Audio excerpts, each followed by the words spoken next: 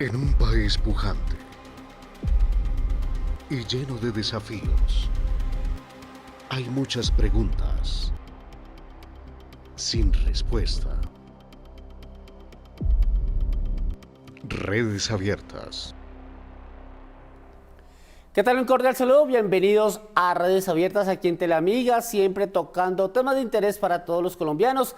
La invitación para que se conecte a través de nuestro canal en Facebook como Canal Teleamiga y por supuesto a la línea WhatsApp 328-5987-19, donde también puede participar en este tema que hemos preparado para el día de hoy. La movilidad y el transporte nos compete absolutamente a todos, también nuestra responsabilidad como ciudadanos y obviamente de parte de las autoridades competentes. Pero ¿estamos haciendo buen uso? ¿Sabe usted que está por entrar en rigor una normatividad, por ejemplo, para los vehículos eléctricos, donde hay un auge bastante importante recientemente aquí en Colombia? Pues bien, un tema que vamos a desarrollar sobre ese régimen aquí en Redes Abiertas. He invitado hoy al doctor Kevin Palacio, quien es abogado, experto en tránsito y transporte. Doctor, gracias por estar aquí en Redes Abiertas. Mauricio, muy buenos días a todos los televidentes y claro que estamos aquí para hablar del asunto de la movilidad, que es un tema que a todos nos compete definitivamente. Hablemos de los vehículos eléctricos. ¿Qué tipo de vehículos están concebidos dentro de ese concepto? Bueno, la norma o la ley 2486 del año 2025 estableció unas definiciones para los vehículos eléctricos y esos vehículos eléctricos tienen unas características según el artículo número 2 de esa norma que habla de unas definiciones y son vehículos que no tengan una batería superior a los 1000 vatios, que su peso no sea superior a 60 kilogramos y la velocidad no supere los 40 kilómetros por hora. Esos son los vehículos eléctricos livianos de uso personal, son los que estipula y están siendo regulados por la ley anteriormente mencionada. Bien, estamos hablando de los scooters, estamos hablando de las bicicletas eléctricas, de las motos eléctricas también y las patinetas. Sí, estamos hablando específicamente de todo vehículo eléctrico que sea patineta, bicicleta, motocicleta, siempre y cuando sea eléctrico y esté dentro de estas características. Algunas motocicletas eléctricas seguramente no aplicarán porque su peso será superior a los 60 kilogramos, pero específicamente las patinetas, que es el tema del auge en la movilidad sostenible en la ciudad de Bogotá sobre todo y en las grandes ciudades de Colombia, es donde este medio de transporte personal se ha vuelto, pues ha tenido un incremento considerable que permite que la gente se desplace de un punto. Y lo importante que dice esta norma es que es un medio de transporte urbano y desde el momento en que le dan el título a la norma nos hace la limitación de que se trata de un medio de transporte urbano y personal. Es decir, no es para dos personas ni para más de dos, es únicamente personal, unipersonal, y dos, que sea transporte urbano, es decir, que se pueda utilizar únicamente dentro del transporte urbano o dentro del casco urbano. Existen algunas posibilidades para hacer uso de la red vial nacional, pero ya hablaremos de esas especificaciones que nos indica la norma. Bueno, me llama la atención el tema de que es exclusivamente para una persona, pero sabemos cómo es el comportamiento de los ciudadanos y de las personas que utilizan las vías y las calles en el país. Pongo por ejemplo el ejemplo de las motos eléctricas que se utilizan para los domicilios. Sabemos que no se está cumpliendo adecuadamente. ¿Cómo se piensa exigir a los ciudadanos el cumplimiento de este punto específicamente? Claro, para esto la ley estimó y determinó adicionar al Código Nacional de Tránsito, que es la ley 769 del año 2002, el artículo 96-1, que estipula cuáles son los deberes y obligaciones que deben cumplir cada uno de los actores viales que hagan uso de estos vehículos livianos de movilidad sostenible y movilidad, valga la redundancia, urbana. Entre esos, en principio, hay unas situaciones que están determinadas, uno, que sean personas mayores de 16 años, en segundo lugar, que sea un transporte personal, en tercer lugar, que tengan casco, que tengan chaleco, que no anden sobre aceras, sobre andenes, que no adelanten por la derecha, que no adelanten entre vehículos. Estos puntos inicialmente ya estaban regulados en el artículo 94 del Código Nacional de Tránsito, donde se habla de unas provisiones especiales para motocicletas, triciclos, bicicletas, pero aquí lo que se busca es adicionar un artículo nuevo que regula específicamente la movilidad sostenible en patinetas, bicicletas eléctricas y motocicletas eléctricas, salvo que su peso pues supere lo ya mencionado. Adicional a eso, a este artículo 96-1, se adicionó el artículo 131, que es el artículo de las sanciones. Y es lo que, a través de estas sanciones económicas, lo que se busca es poder que el Estado, a través de los entes territoriales, garanticen que se cumplan estas normas. Esas sanciones están reguladas por el artículo 131, que se adicionó de la misma manera al Código Nacional de Tránsito. En este sentido, se fijó una multa económica. Esa multa económica es de hasta 6 salarios mínimos legales diarios vigentes. ¿Y por qué hago la aclaración? Que sean diarios y no mensuales. El salario mínimo en Colombia es de 1.750.000 pesos aproximadamente, diario es más o menos 58.000 pesos, lo que en última se traduce aproximadamente a 350.000 pesos, que es el valor de la sanción económica que se le aplicará a las personas o a los conductores que usen este medio de transporte sostenible y que no cumplan con las restricciones y las obligaciones que se están implementando en el artículo 131, desde el literal 1 hasta el 14, y lo que está contemplado ahora en el artículo 96.1, que es el nuevo que se adicionó también al Código Nacional de Tránsito. En este régimen está estipulado el cumplimiento a cabalidad de las normas de tránsito para estos vehículos. Claro, no solamente dentro de este régimen especial que se creó para ese tipo de vehículos, sino que el artículo también 55 del Código Nacional de Tránsito dice como norma general que todos los actores viales, peatones, conductores, pasajeros, acompañantes, tienen la obligación de cumplir las normas de tránsito. Y eso aplica para todo contexto. Exista o no exista la señal de tránsito en el lugar, tienen que cumplir lo que dice el Código Nacional de Tránsito. Porque si bien cuando uno accede a algunas situaciones de pedir una licencia de conducción, pues es obligación del conductor y de todo aquel que tome parte del tránsito vial cumplir y conocer las normas de tránsito. Bien, ¿qué podría suceder y cómo está pensado la sanción para quienes sigan en la indisciplina y no se adapten a estas nuevas disposiciones? Claro, la sanción, en el caso de las sanciones existen aproximadamente 15 sanciones que están todas sobre el mismo monto. Sin embargo, hay 3 sanciones específicas que implican la inmovilización del vehículo. En este caso, de la patineta eléctrica, de la bicicleta eléctrica, y esa inmovilización pues tendrá el mismo trámite que tiene un vehículo automotor. Por lo tanto, y como están reguladas dentro del Código Nacional de Tránsito, el trámite será exactamente el mismo. Esas sanciones que implican la inmovilización son las más importantes. 1, que no tenga casco. 2, que sea conducido por una persona menor de 16 años haciendo uso de la Red Nacional Vial de Colombia. Y 3, que conduzca bajo los efectos de embriaguez o de alcohol o sustancias psicoactivas. Esas son las 3 sanciones principales que implican la inmovilización. Las demás simplemente van a ser una sanción económica. Ahora, esto es la imposición de una orden de comparendo, y esa orden de comparendo se rige por un proceso administrativo, que es que usted está llamado a comparecer ante la autoridad. Sí. Y en esa comparecencia usted tiene que explicar cuáles son los motivos, impugnar el comparendo si es el caso, y si eventualmente el inspector de la Secretaría de Movilidad lo haya responsable, pues le va a imponer la multa que dice la norma, que son los 6 salarios mínimos legales diarios vigentes. Bueno, doctor, nos vamos a la primera pausa. Ya regresamos con el desarrollo de este importante tema aquí en Teleamiga.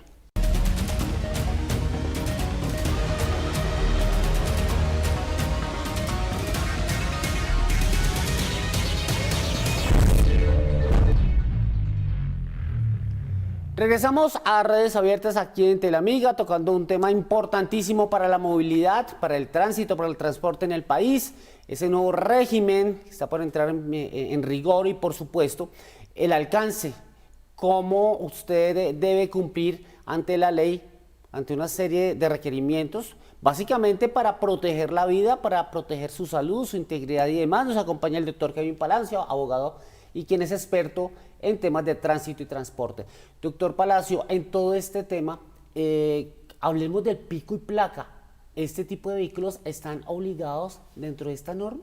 No, en efecto, Mauricio, este tipo de vehículos no se les podrá pedir 3 situaciones específicas, que una de ellas es que estén inscritos ante un organismo de tránsito, es decir, no deben estar inscritos ante el Registro Único Nacional de Tránsito y por lo tanto no tienen placa. tienen un número de serie y ese número de serie lo pone el fabricante dentro del vehículo. Ahora, como no tiene registro ante el organismo de tránsito, pues no se le puede exigir un tema de pico y placa en el tema del casco urbano. En segundo lugar, no se le puede pedir el seguro obligatorio de accidentes de tránsito, por ahora no está regulado. Por consiguiente, no se le puede pedir la revisión tecnomecánica y tampoco se le podrá exigir a los conductores de estos vehículos las licencias de conducción. Es decir, aplican circunstancias muy similares a las que le aplica a un ciclista. No tiene que estar inscrito en el organismo de tránsito, no tiene que tener licencia, no tiene que tener SOAT, ni tiene que tener revisión tecnomecánica. Esto la autoridad competente no lo podrá exigir. Sin embargo, existen unos medios o unas formas por las cuales la autoridad competente podrá hacer valer podrá exigir esas obligaciones o cumplimiento de esa norma. Es decir, el tema de, muy general, hacer maniobras peligrosas, adelantar por la derecha, cruzar por andenes. Aquí hay una situación muy particular en la norma y es que claramente el Ministerio de Transporte tiene hasta el 16 de julio del año 2026 para implementar y reglamentar cuáles son las características del vehículo.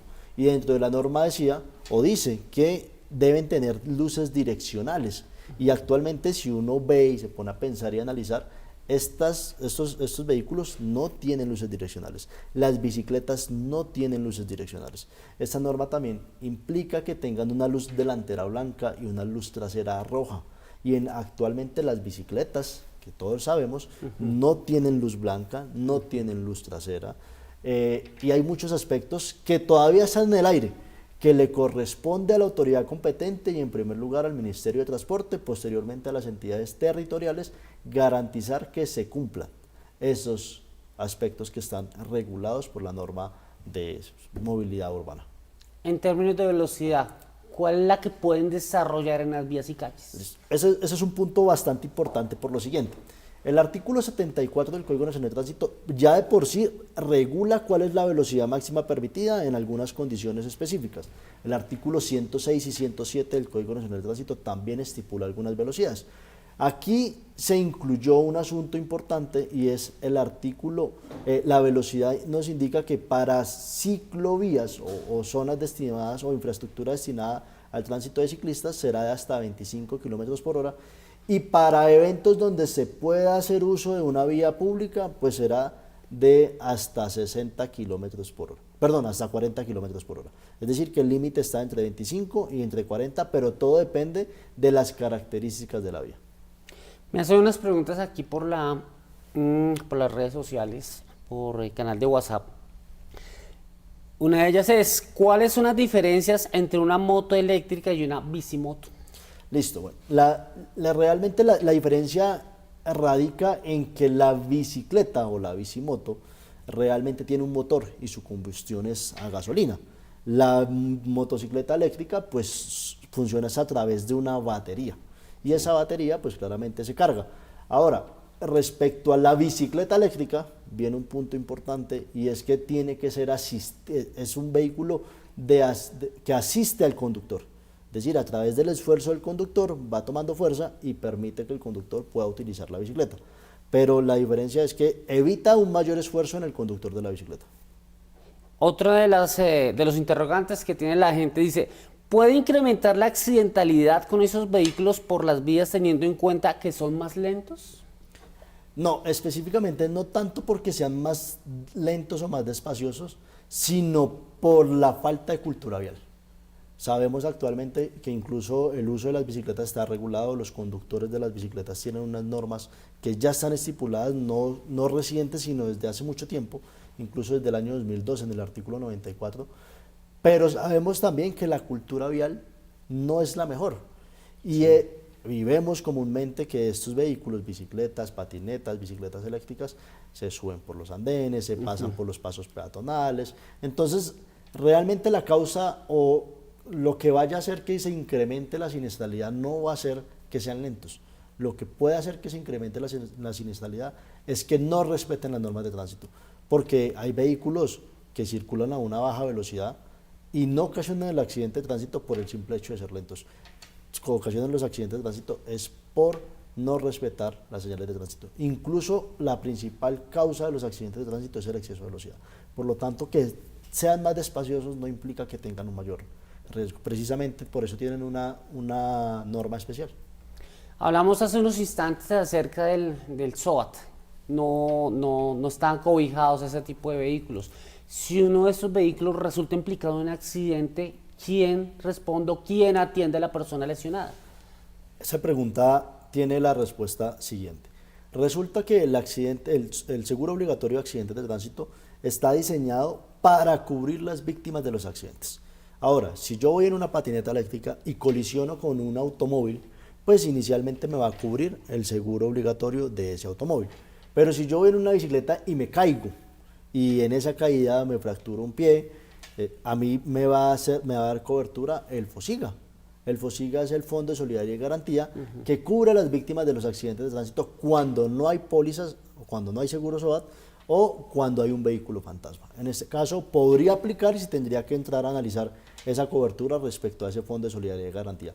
Pero inicialmente no tienen SOAT, como lo habíamos dicho anteriormente, pero sí existe una posibilidad de que alguien entre a ser responsable de esas lesiones.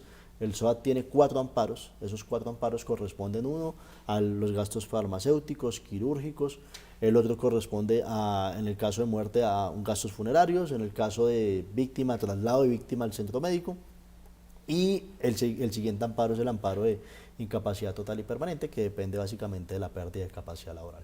Entonces sí hay cobertura bajo bajo esos 4 amparos, pero no porque la bicicleta o la patineta tenga SOAT, sino si se ve involucrado otro vehículo automotor que sí está obligado a tenerlo, pues deberá cubrir el SOAT de ese vehículo. Y si no es con otro vehículo, pues se entrará a analizar el asunto del Fondo de Solidaridad y Garantía del FOSIGA. Doctor, nos vamos a la segunda pausa. Ya regresamos con el desarrollo de este tema en el segmento final aquí en Redes Abiertas.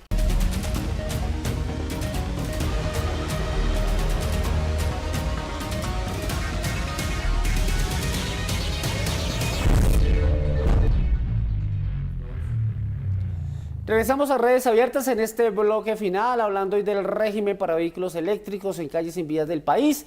Por supuesto, el agradecimiento al doctor Kevin Palacio, abogado experto en temas de tránsito y transporte.